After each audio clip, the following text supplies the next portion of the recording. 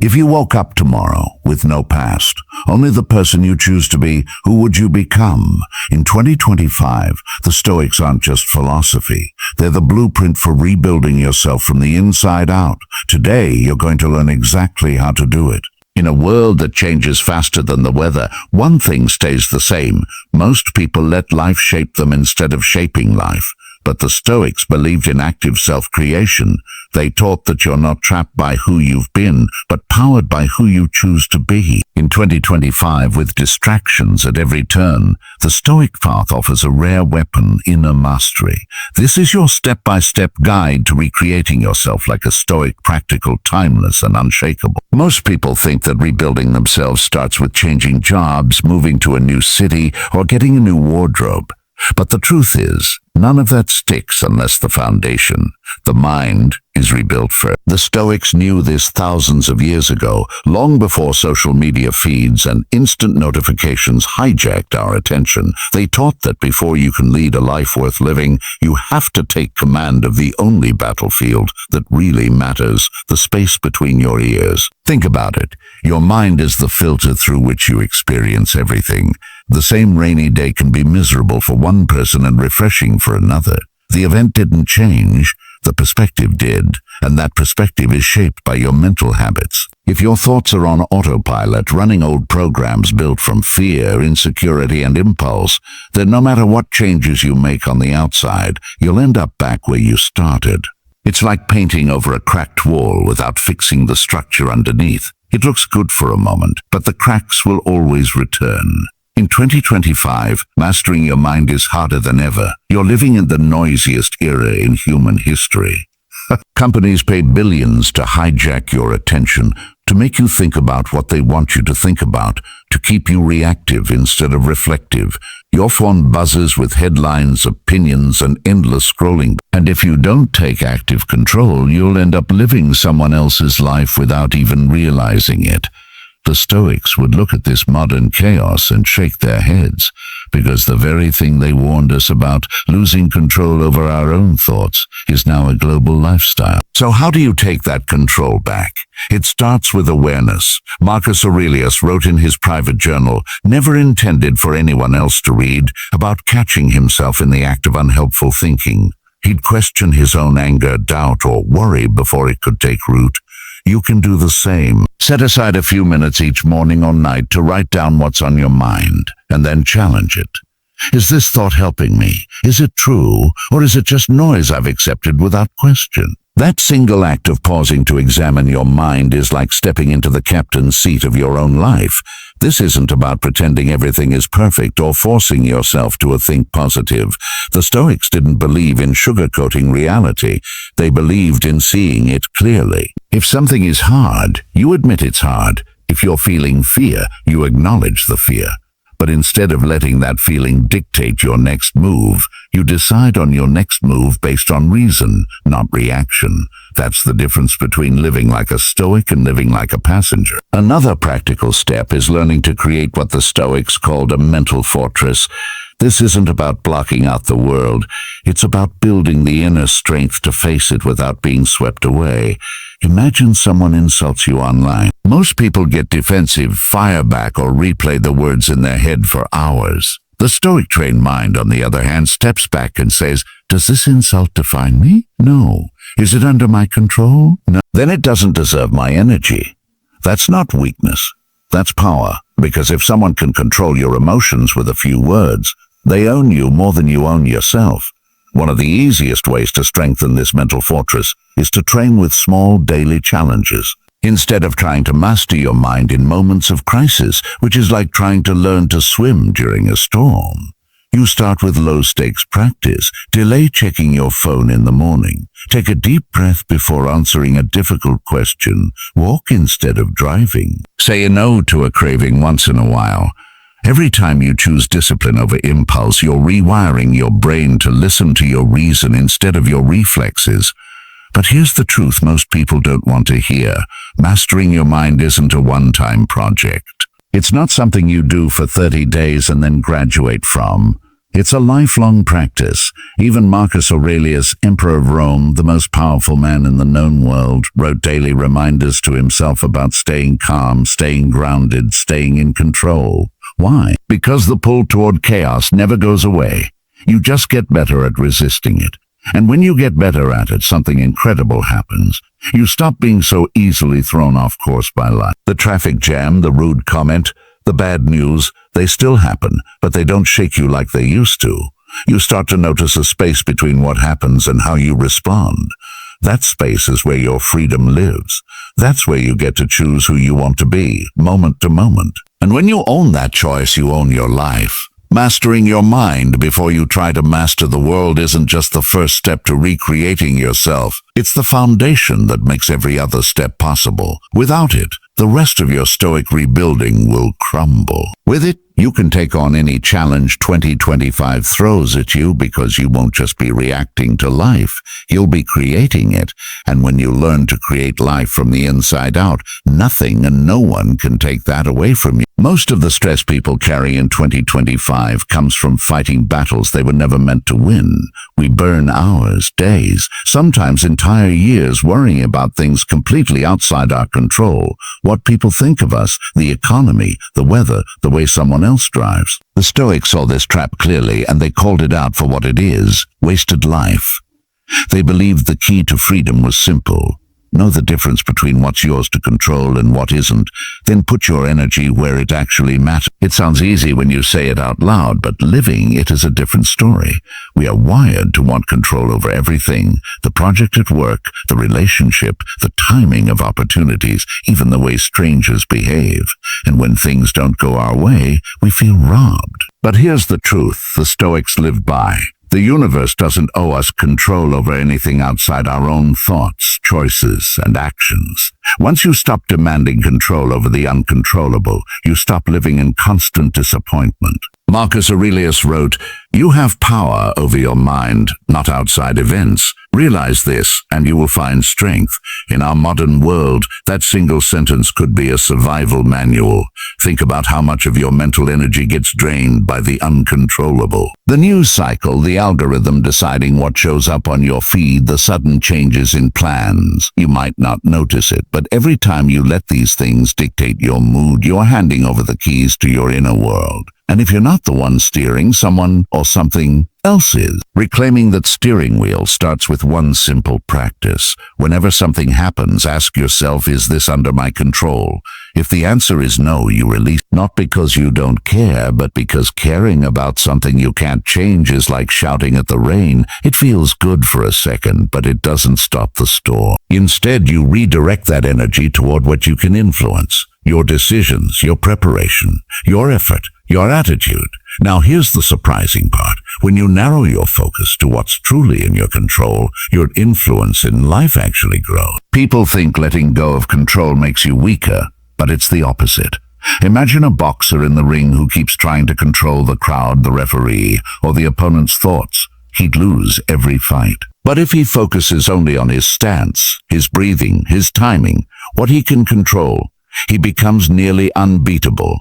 Life works the same way. The less energy you waste on the impossible, the more power you have for the possible. This mindset also changes how you deal with people. If someone insults you, you can't control their words, but you can control whether you take the bait. If your boss makes a decision you disagree with, you can't control their choice, but you can control how you respond and how you adapt. This isn't about rolling over or being passive. It's about playing the game that actually exists instead of the one you wish existed. That's where real power lives. Of course, this way of thinking takes practice. Our modern environment encourages the exact opposite. Social media trains us to react instantly to everything: a headline, a comment, a stranger's opinion. Every click is an invitation to be outraged about something far beyond our influence. The Stoics would tell you to treat that outrage like poison. You don't drink poison just because someone offers it. You step back, take a breath, and ask yourself, does this deserve my mind? And here's something else the Stoics understood. There's a difference between influence and control. You can influence your health by exercising and eating well, but you can't control whether you get sick. You can influence your career by working hard and building skills, but you can't control the exact opportunities that show up. By separating the two, you set yourself free from the crushing weight of perfectionism and the fear of failure. You still give your best effort, but you stop tying your peace of mind to results you can't guarantee. When you live this way, something remarkable happens. You become unshakable. Life will still hit you, but it won't break you. Plans will fall apart, people will let you down, the world will keep spinning in unpredictable ways, but you won't be tossed around by every wave. You'll have an anchor. And that anchor is knowing that your worth, your peace, and your happiness come from the one thing the universe can't take from you, your own mind. It's worth remembering that this practice isn't cold or detached. It's deeply empowering. When you stop fighting what's beyond you, you have more energy for what's within your reach. You start having better conversations because you're not trying to control the other person's opinion. You start making better decisions because you're not panicking over the uncontrollable future. You start sleeping better because you're not replaying the past. This is the kind of calm the Stoics carried with them, and it's available to anyone who's willing to draw that invisible line between a minor and a not mine and then live by. In the end, recreating yourself like a Stoic in 2025 isn't about building a version of you who can control everything. It's about becoming the version of you who doesn't need to. That's when you stop being a prisoner of circumstance and start becoming the architect of your own life. And that shift, that simple yet powerful redefinition of control, will change the way you experience every single day from here on out. When you decide to recreate yourself, there's a danger that often goes unnoticed. You might start changing without direction. You wake up wanting to be different, but different in what way? Stronger, kinder, more disciplined, or just not who you used to be? The Stoics understood that transformation without a guiding principle is just wandering in disguise. You can change your job, your habits, even your circle of friends, but if you don't have a clear code, a set of values you refuse to compromise on, your new self will be just as fragile as the old one. Your code is not a list of rules written for you by someone else. It's a personal constitution built deliberately with full awareness of the life you want to lead. It's the compass you consult when the world pulls you in 100 directions. And in 2025, the world will pull harder than ever. You'll be told what success should look like, what you should fear, who you should admire, and even how you should think. Without a code, you'll get swept into other people's definitions of a good life, and one day you'll wake up realizing you've been following a script that was never yours. The Stoics were ruthless about defining their own standards. Marcus Aurelius didn't measure himself against the emperors before him. He measured himself against the virtues he believed mattered: justice, temperance, courage, and wisdom. Epictetus, born a slave, didn't live by the code of the powerful around him. He created his own based on integrity and self-mastery. They weren't trying to please the crowd. They were trying to please the one person they had to live with forever, themselves. When you start defining your code, you need to think about the traits that, no matter what happens, you want to embody.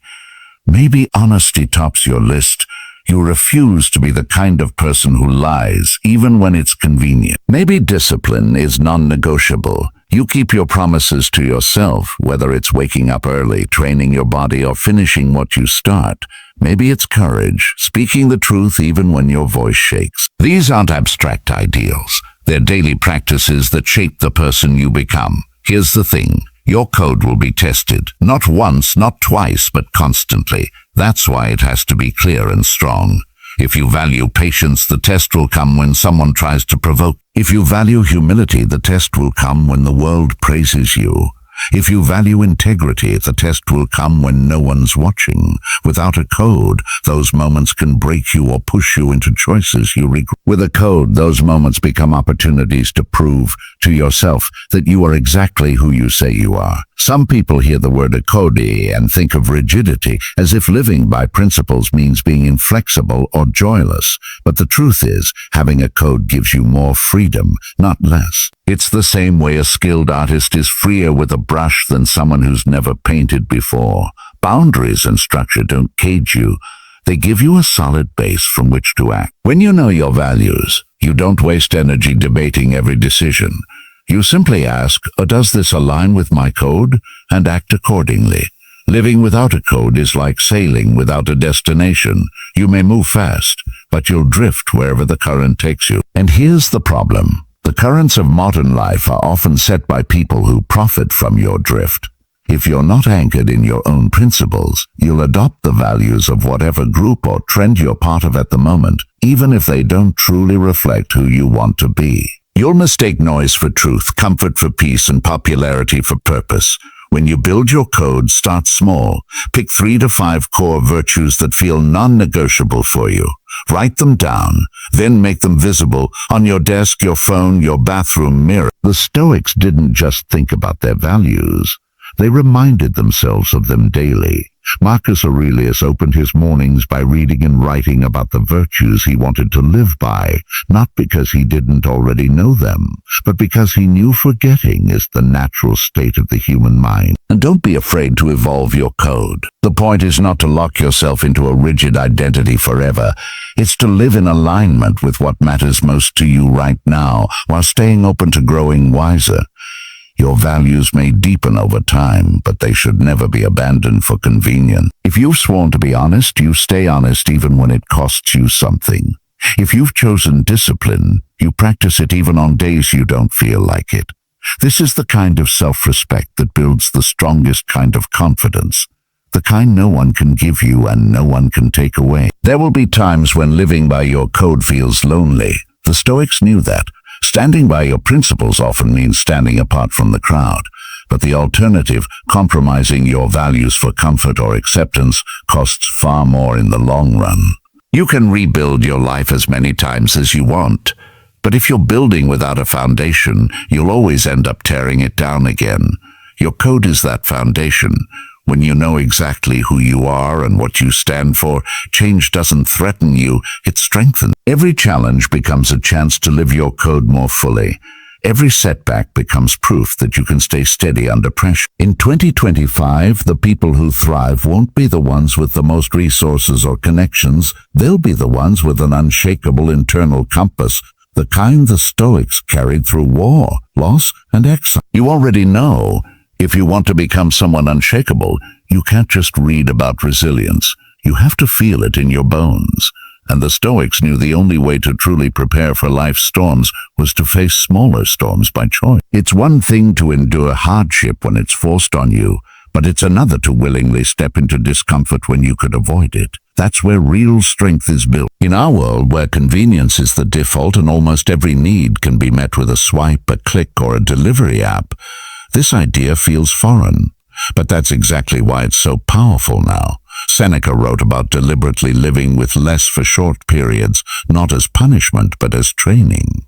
He would wear rough clothes, eat the simplest food, and ask himself, is this what I feared?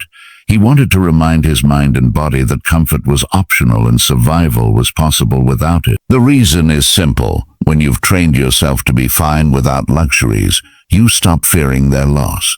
That freedom is priceless in a time when so many live in constant fear of losing what they've built. In 2025, voluntary discomfort doesn't have to mean living like a hermit. It can be small, intentional challenges that push you beyond your habits and remind you of your own resilience.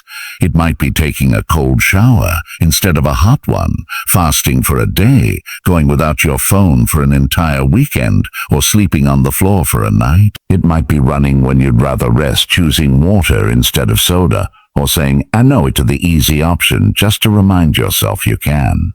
The point isn't to be miserable. It's to interrupt the part of you that believes comfort is necessary for happiness. Every time you voluntarily step into discomfort, you break that illusion a little more. You show yourself in a real and physical way that you are capable of more than your instincts suggest. And when life eventually forces you into discomfort without your permission, as it always will, You're already prepared. Most people avoid discomfort like it's the enemy. They think pain, hunger, boredom, or challenge are things to be eliminated at all costs. But the Stoics saw them as teachers. Pain teaches you that you can endure. Hunger teaches you gratitude. Boredom teaches you patience. Challenge teaches you growth. If you never face them, you stay mentally soft, and soft minds crumble under pressure. When you practice voluntary discomfort, you're not just building physical resilience. You're rewiring your emotional response to difficulty. The first time you take a freezing shower, your mind will scream at you to get out. You'll feel a rush of panic and resistance. But if you breathe through it, you learn something critical. The initial discomfort isn't as bad as your mind made it out to be. That's a lesson you can apply to almost anything. Public speaking, a hard conversation, a career risk. The moment you realize your fear was exaggerated, you start to see opportunities everywhere. And this is where voluntary discomfort becomes a tool for self-recreation. Every time you step into something uncomfortable on purpose, you chip away at the old identity that avoided challenge and leaned on comfort. You're sculpting a new version of yourself, one who doesn't just tolerate discomfort but sees it as proof of growth. In the Stoic sense, this isn't about chasing hardship for its own sake. It's about becoming so adaptable that no circumstance can strip away your peace of mind. It's important to understand that this practice works best when it's consistent. Doing one hard thing once is inspiring, but doing small hard things daily is transformative. You build a quiet confidence because you're proving to yourself over and over that you can keep promises under pressure. You stop negotiating with yourself when things get tough because you've trained in the art of not quitting. That kind of mental muscle doesn't appear out of nowhere. It's built rep by rep, choice by choice. There's another benefit the Stoics valued. Voluntary discomfort sharpens appreciation. When you've gone without something, even briefly, you notice it more deeply when it returns. A warm bed feels warmer after a night on the floor. A full meal tastes richer after fasting. A hot shower feels like a luxury after cold water. It's not just about being grateful. It's about experiencing your life more vividly because comfort is no longer invisible to you. We live in a time where you can theoretically avoid almost every inconvenience, but that safety comes at a cost. It leaves you untested, and an untested life is fragile. The moment something outside your control removes your comforts, panic sets in. But when you've trained yourself to adapt, when you've walked willingly into discomfort many times before, you meet those moments with calm instead of fear. You know you've been here before. You've already proven you can survive it. Recreating yourself like a Stoic means deciding you will not be ruled by comfort. You will use it when it's there, but you will not depend on it. You'll know in your bones that your happiness and strength come from within, not from the softness of your surroundings. This isn't about being reckless or denying yourself joy. It's about building the kind of inner fortitude that makes joy possible, even when life isn't gentle. In the end, voluntary discomfort isn't just a training method. It's a declaration. It says, I am not fragile. I am not afraid of losing what I have. I can adapt, endure, and thrive no matter what. That's the kind of statement you can only make when you've tested yourself, not just in theory, but in practice. And when you've done that, when you've faced discomfort willingly and come out stronger on the other side, you carry yourself differently. The storms of life stop feeling like threats and start feeling like just another day to prove who you are becoming. One of the hardest truths you'll face when you set out to recreate yourself is that a big part of who you think you are isn't really you. It's an identity you've been carrying for years, built from other people's opinions, your past mistakes, your old victories, and the labels you've accepted along the way. The Stoics saw this clearly. They understood that clinging to a fixed identity is one of the main reasons people stay stuck. If you want to transform, you have to separate yourself from your ego, because the ego will always fight to keep you exactly where you are. The ego is clever. It convinces you that your job title is who you are, that your social status defines your worth, that the story you've been telling about yourself can't be rewritten. It makes you think, I'm the kind of person who doesn't take risks. Or I'm the kind of person who always needs to win. Or I'm the kind of person who can't change. And every time you repeat those lines to yourself, the ego nods in satisfaction. It's keeping you safe inside the boundaries it built, even if those boundaries feel like a prison. The Stoics understood that the self is deeper than the roles you play or the recognition you receive. Epictetus, born into slavery and later freed, could have let that label define him for life. But he didn't see himself as a victim of circumstance. He saw himself as a student of life, a seeker of virtue. Marcus Aurelius, as emperor, could have tied his identity entirely to his power, but he constantly reminded himself in his journals that he was just a man, no different from anyone else in his capacity for good or evil. By stripping away the illusion of specialness or permanence, they kept their egos from controlling them. The problem with ego is that it demands validation, and validation often comes from things outside your control. If your sense of self depends on applause, titles, or being right, then every time those things are taken away or questioned, you feel like you're losing yourself. That's why people cling so tightly to their past successes. They're afraid that without them, they'll be invisible. But the Stoic approach is different. They root identity not in external achievements, but in internal qualities, character, virtue, and choices. Those are things no one can take from you, and they don't expire when the world changes. Letting go of ego means being willing to say, who I was is not the limit of who I can be. Maybe you've been known as the dependable one, the funny one, the ambitious one, or the quiet one. Maybe you've been the high achiever or the underdog, the leader or the follower. None of these are wrong. But they're not all of you.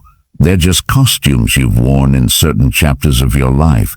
When you recreate yourself, you have to be willing to take off the old costume, even if people are used to seeing you wear it. That's uncomfortable because other people's expectations are one of ego's strongest reinforcements. When you start acting differently, setting new boundaries, taking new risks, speaking in new ways, there will be people who tell you, that's not you. What they mean is, that's not who I'm used to you being.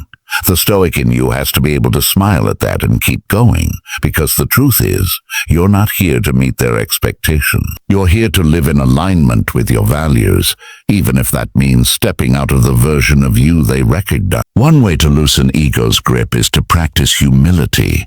Not the false humility that downplays your strengths, but the real kind that keeps you aware of your small place in the vastness of the world. When you remember that you're just one human among billions, that generations before you lived and died and the world kept turning, it becomes easier to let go of the need to defend every part of your identity. You start to see yourself not as a fixed label, but as a work in progress, always capable of learning, evolving, and starting fresh. Another way is to catch yourself when you're defending an identity out of habit.